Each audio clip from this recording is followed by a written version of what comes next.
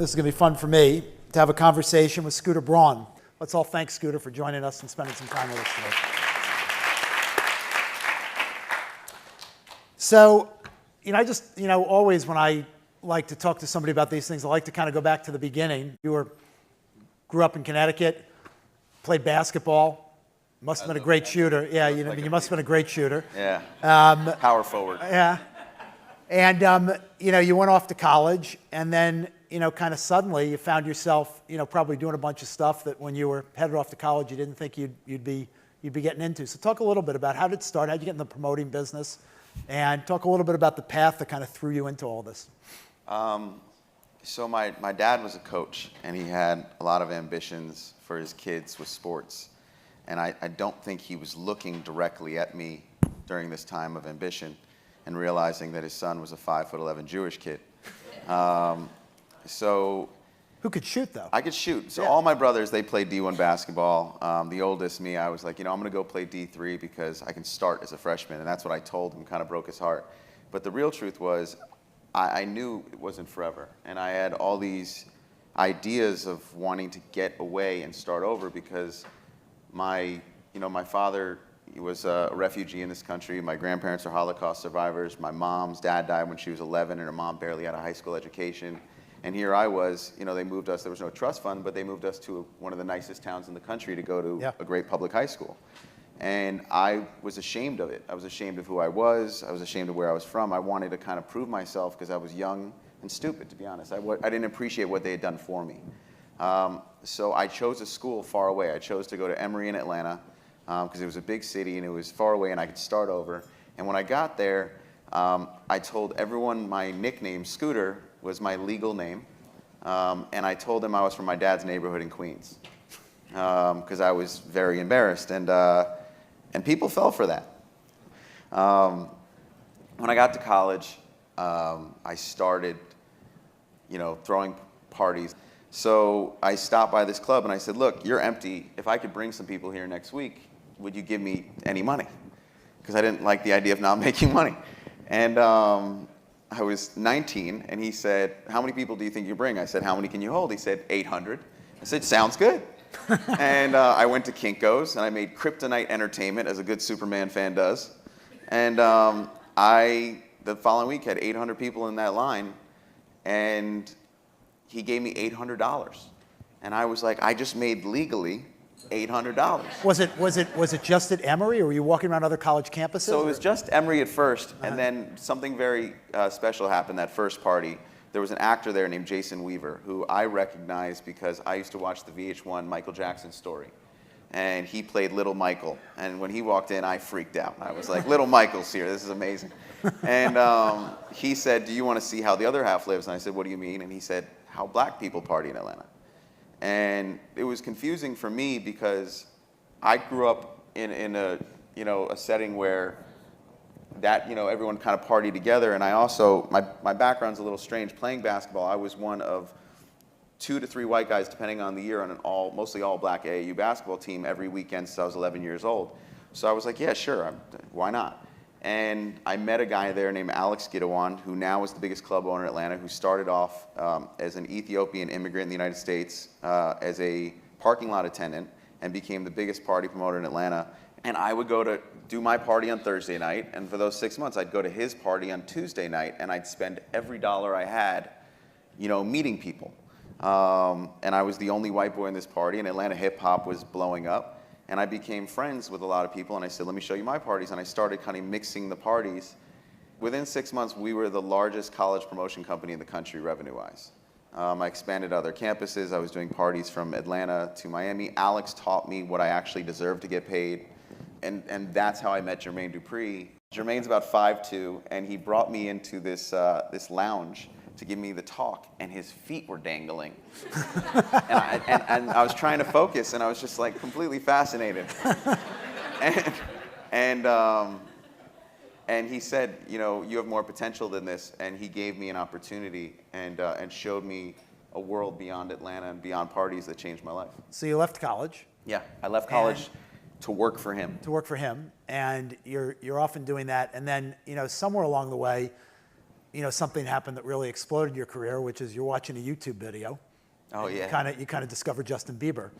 Talk about how that happened. I was doing something that most people don't talk about. Most males, 25 years old, don't say, you know what I did in the middle of the night?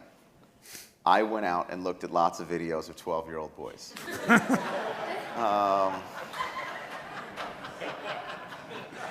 And it's a good thing they don't say that. So I like how when these are 30 minutes, like it's like your whole life, you got to like jump and like go there. No, it was I was consulting. At that point, a lot of things had happened. The reason I left college wasn't necessarily to work for Jermaine. I left college because a college counselor actually, my GPA dropped because I was working, and he told me the story of Robert Woodruff. I thought he was going to help me. I'm doing this real fast, and he was like, no.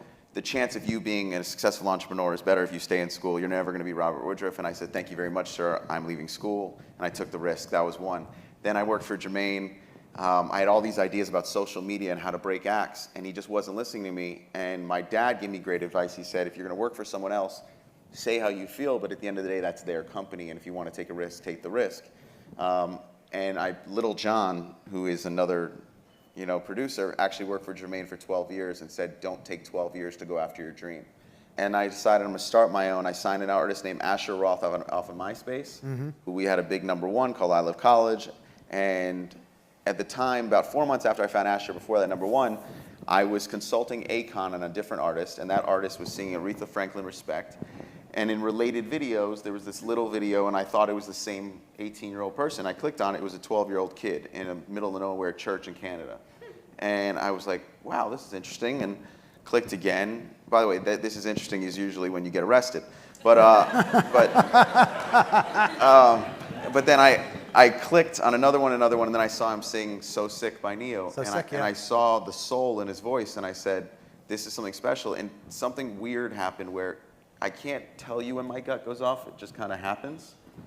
But I follow it when it happens. And instantly when I saw that video, it wasn't that I said this could be something. I actually saw everything till he was 18 years old. Like, I actually believed that I was looking at a kid that I knew exactly what to do to make him one of the biggest artists in the world.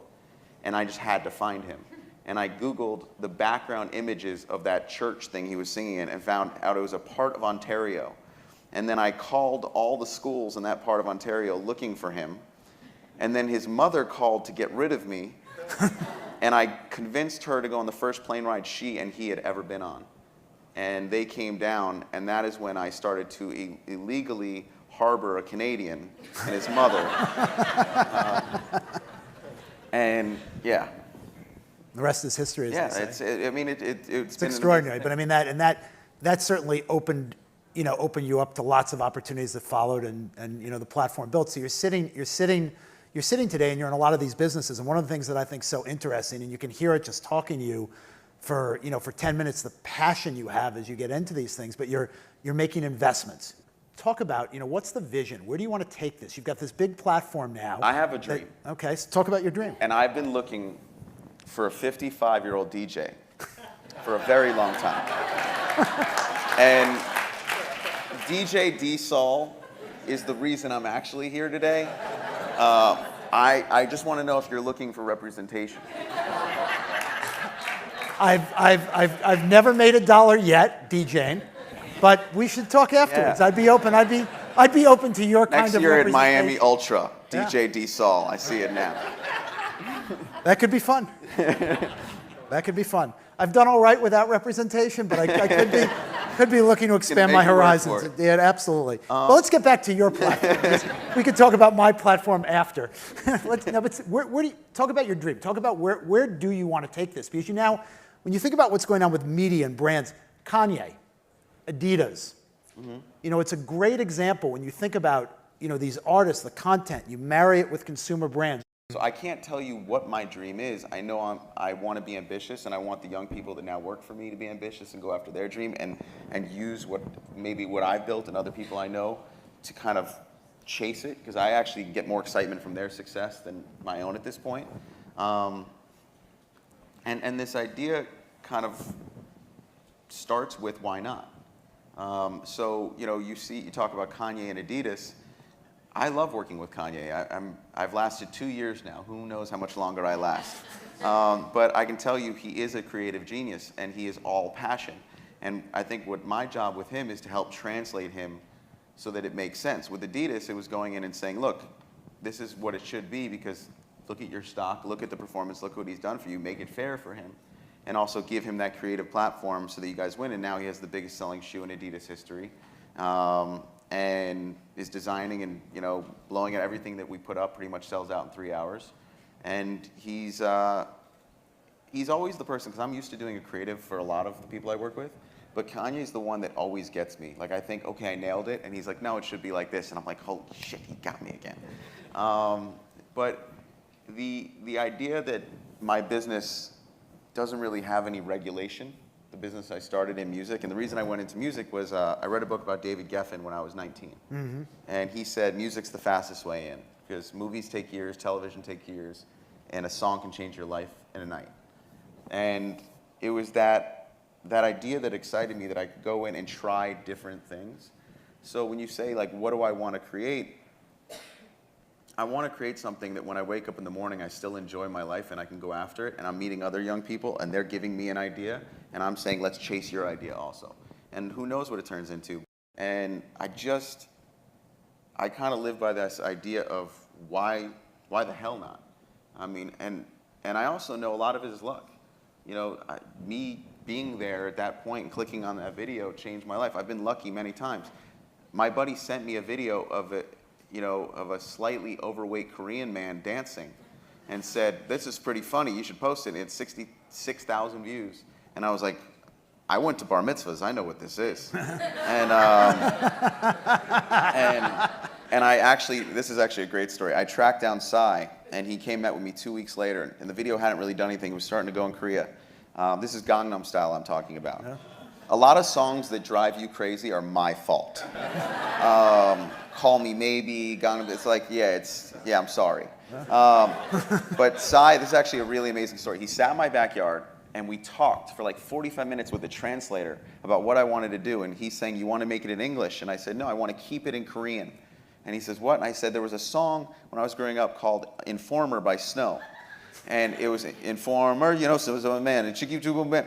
I don't know what that man said. We all wanted to learn the words. I was like, you're going to have a bunch of American kids trying to learn Korean. Trust me, we're going to keep it in Korean. And 45 minutes going back and forth, and all of a sudden, the translator says something to him, he says something back, and he turns to me and he says, if you come drinking tonight with me in Koreatown, I'll make the deal. And I looked at him and I said, you speak English? And he goes, I went to Berkeley.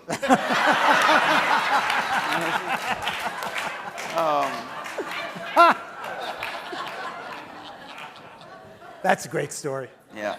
And you made the deal. We made the deal. He actually tried. And you had to go out. You had to go out Korean drinking one night. We did. We actually which is a drank big deal. A ton of soju, and it was fun.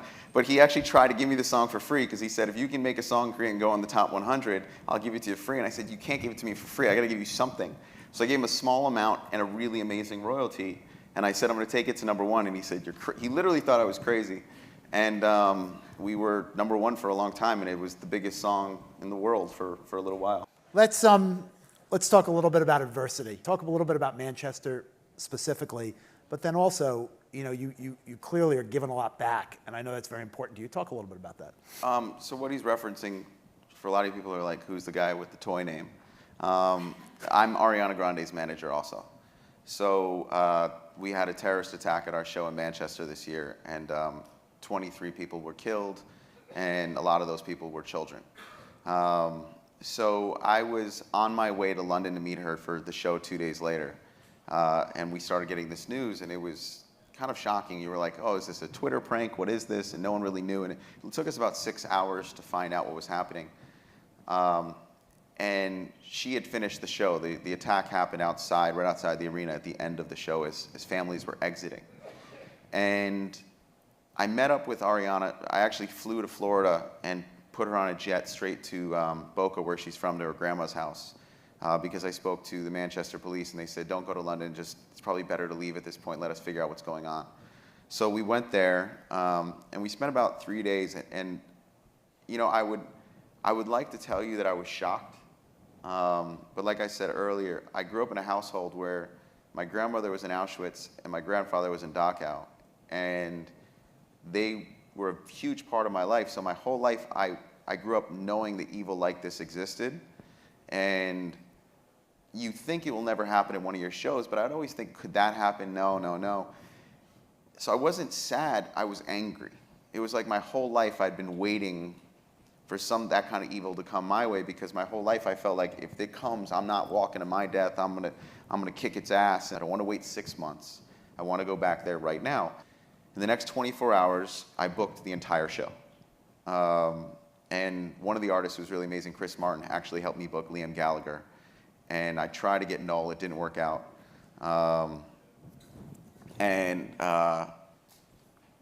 We were going, and every single day people were telling me, don't do it, they're still putting bodies in the ground, there's kids in hospitals, it's too soon.